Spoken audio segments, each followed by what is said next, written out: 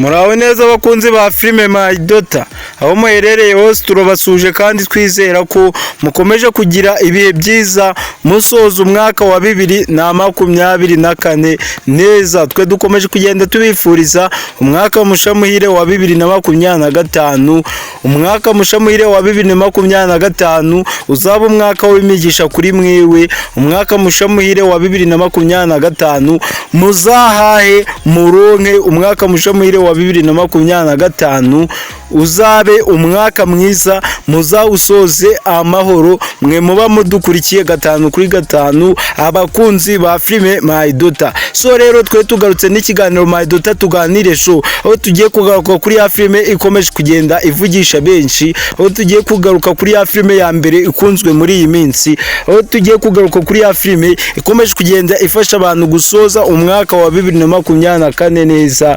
banatangira umwaka wa 2025 neza. So rero muhawe ikaze mu kiganiro My Daughter tuganire show. Kuri uyu munsi kuri episode ya 39 yaje kurangira, umuntu bita Nkuranga yarageze ku kuri, ariko biza kurangira yongeye gutekereza amacuri, ibintu biba bisubiye irudubi. Mu by'ukuri abakunzi ba filime My Daughter bashaka ko umuntu bita Nkuranga yamenya ukuri, akava mu rujijo, akamenya ibyo aburana, akamenya uko umugore we ateye. Mu by'ukuri rero nk'abakunzi ba filime My Daughter tugiye kuba twabereka udusini tw'ahantu umuntu bita Nkuranga yamenye ukuri, yamenye ko umugore we Isabella hari byinshi agenda muhisha. Mu by'ukuri rero nk'abakunzi ba filime My Daughter murasabwa gukurikira mwitonze ikiganiro My Daughter tuganire show, kubera ko twe tugiye kugaruka kuri episode ya 40 ndetse na episode ya 41. Murabizi neza ko episode ya 39 ya filime yacu My Daughter yaje kurangira umuntu bita Muyobozi amaze kuganira na Nkuranga, yemeranya na Nkuranga ko azajya kumwereka kwa Vumiriya, hanyuma bakaganira. Ntibyatinze umuntu bita Nkuranga yaje kubabonana na Vumiriya, hanyuma baraganira. Umuntu bita Nkuranga yari yapanze kubaza neza umuntu bita Vumiriya ko koko umwana yaba ari uwe, akamubaza ibitaro yabyariyemo ndetse akamubaza n'ibyangombwa byose bigaragaza ko umwana ari uwe. Ibyo byose umuntu bita Nkuranga yaje gusanga Vumiriya abifite, kandi Vumiriya ari tayari yifitiye n'icyizere. Mu by'ukuri ibi ngibi Nkuranga yaje kubyemera, ariko arongera aribaza ati ese none ko navuye mu Rwanda, ko nagiye ku kazi hanze, nkasiga umugore wanjye Isabella atwite, nawe utwite, none ubwo umuntu bita Isabella ari we mugore wa Nkuranga we byaba byaragenze bite? Mu by'ukuri nk'abakunzi ba filime My Daughter murabizi ko umuntu bita Micheline nanone ari we wigeze gushuka umuntu bita Isabella, amuha imiti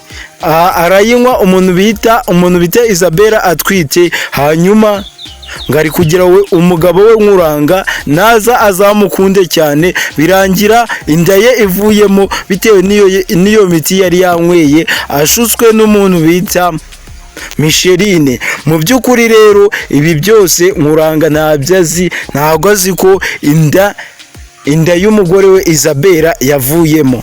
Umugabo bita Nkuranga rero impamvu atari kwemera neza ibi ngibi bamubwira ko umwana ari uwa Vumiriya, ari kubyumva uruhande rumwe, ariko urundi ruhande agatekereza ati ko nasize umugore wanjye Isabella atwite, none bari kumbwira gutse ko uyu mwana atari uwanjye.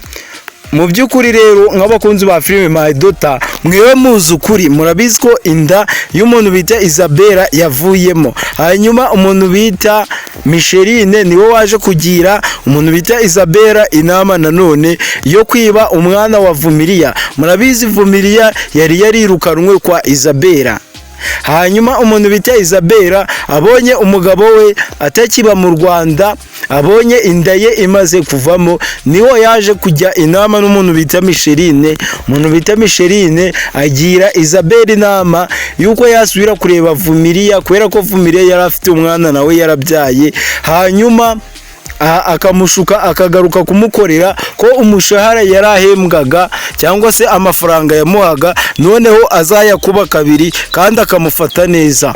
Mu by'ukuri izo nama umuntu bita Isabella yarazubahirije, aragenda ajya kureba umuntu bita Vumiliya. Murabizi kwa Vumiliya ni umuryango ukennye, hanyuma Vumiliya akimara kubyumva gutyo arabyemera, ajyana na Isabella asubira gukora kwa Isabella. Mu by'ukuri umuntu bita Isabella akajya afata umwana wa Vumiliya akamujyana ahantu mu cyumba, akagenda amufata amafoto akayohereza umugabo we Nkuranga iyo yakoraga mu mahanga. Hanyuma umuntu bita Nkuranga akavuga ati ndabona warabyaye umwana mwiza w'umukobwa. Mu by'ukuri umuntu bita Isabella we akamusaba ko azamuhemba iPhone 16 ndetse na V8. Mu by'ukuri ibyo nibyo bihembo umuntu bita Isabella yasabaga umugabo we Nkuranga ko yazamuhemba kubera yamubyariye umwana mwiza w'umukobwa. Mu by'ukuri ayo mafoto yose yamwohererezaga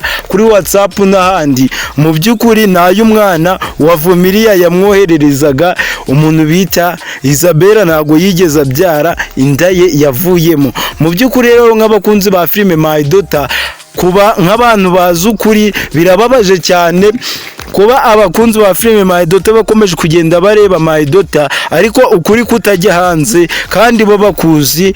Birababaje kuba umuntu bita Nkuranga adakomeje kwiyumvisha neza uburyo umugore we Isabella mushuka. Rero nk'abakunzi ba filime My Daughter tuje kubasobanurira buri kimwe kugira ngo mumenye uburyo Nkuranga araza kumenya ukuri ndetse n'icyemezo gishobora kuba giteye ubwoba umuntu bita Nkuranga araza kuba yafata nyuma y'uko araba amaze kumenya ukuri.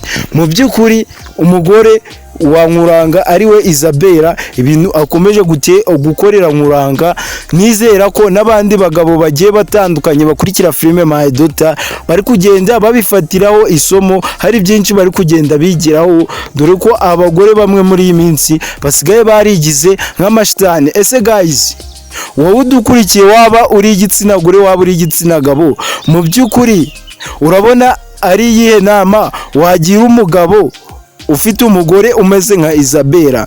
Mu by'ukuri ndagira ngo ahangaha buri wese agire igitekerezo aduha ku muntu bita Isabella cyangwa se uwo muzi nka Fabiola. Mu by'ukuri buri wese agire ijambo rimwe amuvugaho bitewe n'ubucakura bwe, bitewe n'ubugome bwe, bitewe n'ibintu byinshi akomeje kugenda akora. Mu by'ukuri rero nk'abakunzi ba filime My Daughter, nanone umwavoka wa Vumiliya Maître Steven murabizi afungiraniye kwa Isabella. Mukomeje kwibaza ngo umuntu bita Maître Steven nawe araza kuguma mu gihome. Ese ibya Maître Steven nibyo? Mukomeje kwibaza ngo biraza kuba byarangira gute? Mbere yuko tuza tubaha imyanzuro yibigiye kuba byaza muri episode ya 40 ndetse na episode ya 41 ya filime yacu My Daughter, ndagira ngo umuntu utarakora subscribe ahangaha kuri Big Bless TV arebe munsi iyi video ahantu handitse subscribe akandeho. Wowe wabikoze turagushimira cyane, uri umuntu w'agaciro. Hanyuma mwese muri kureba iyi video, nizere ko mwamaze kuba mukanda like. Murebe munsi iyi video ku ruhande rw'ibumoso muraza kubona akantu k'akaganza karebye hejuru, mukandeho. Ubundi nk'abakunzi ba filime My Daughter dukomeza twimanukira. Mu by'ukuri rero umuntu bita Maître David nyuma y'ukuri yabwiwe na nyir'ubwite Isabella, aho umuntu bita Isabella yaje kwicaza Maître David akamubwiza ukuri. Umuntu bita Maître David yongeye gushidikanya ashakisha amakuru no ku muntu bita Micheline, na Micheline nawe yaje kubabwiza David ukuri ko umuntu bita Isabella atigeze abyara. Mu by'ukuri umuntu bita Maître David ariwe mwavoka wa Nkuranga amaze kugira ukuri kuruta amaze kumenya ukuri kuruta uko Nkuranga azi. Mu by'ukuri ibyo Maître David azi na Nkuranga ubwe ntago abizi kandi umugore ari uwe. Ese guys, ko umwavoka ari uwa bose, ari uwa Nkuranga akaba n'uwa Isabella kandi bose bakaba baganira, nubwo umuntu bita Maître David akomeje kubika ibanga, amaherezo si hari umunsi umwe azaba ari kuganira n'umuntu bita Nkuranga akibuka yamaze gushira ukuri hanze.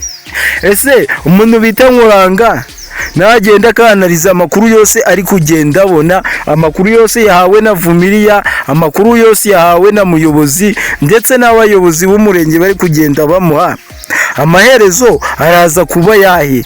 Mu by'ukuri rero nk'abakunzi ba filime My Daughter babonaga ko nibiza kugera igihe cyo gufungwa umuntu bita Nkuranga ndetse n'umuntu bita Isabella batsinzwe mu rukiko baraza gufungwa, ariko umuntu bita Nkuranga akabarenganye. Ahangaha nk'abakunzi ba filime My Daughter batangiye kubona ko umuntu bita Nkuranga nafungwa atarabarenganye, ahubwo arabazize kutumva kwe, kubera ko umuntu bita Vumiliya yagerageje kubwiza ukuri umuntu bita Nkuranga, ariko Nkuranga kubera yagiye umugore we Isabella atwite ntabwo yabyiyumvishaga neza. Rero nk'abakunzi ba filime My Daughter mu by'ukuri abantu bagiye kuba bafungwa, ibintu bya Nkuranga ndetse na Isabella umugore we byajemo polisi, ibintu bya Nkuranga na Isabella bigiye kuba byazamo polisi. Mu by'ukuri ibintu nibiramuka bijemo polisi biraza kuba bigeze ku rundi rwego, ariko nk'abakunzi ba filime My Daughter ndabizi mufite icyizere ko umuntu bita Vumiliya uko byagenda kose agomba gutsinda. Ngira ngo mwabibonye ko ari ready, ari tayari, ibimenyetso byose arabifite, byaba byo kwa muganga, byaba ifishi y'umwana, yaba attestation de naissance. Mu by'ukuri ibyo byose umuntu bita Vumiliya arabifite, ariko umuntu bita Isabella we ntabyo afite. Umuntu bita Vumiliya afite umuntu wamuherekeje agiye kubyara ariwe Agnes. Mu by'ukuri n'umuntu bita Isabella avuga ko amufite ari Micheline wamuherekeje, ariko murabizi neza ko umuntu bita Micheline atigeze aherekeza umuntu bita Isabella, ari imitwe ari guhimba. Ngira ngo mwese umuntu bita Micheline muramuzi. Umunsi umuntu bita Isabella yageze mu rukiko bakamubaza uwamuherekeje ku bitaro akavuga umuntu bita Micheline, murabizi neza ko umuntu bita Micheline azahita ahakana. Mwabonye ko umuntu bita Micheline yahakaniye na David. Bye bye, duhere next show.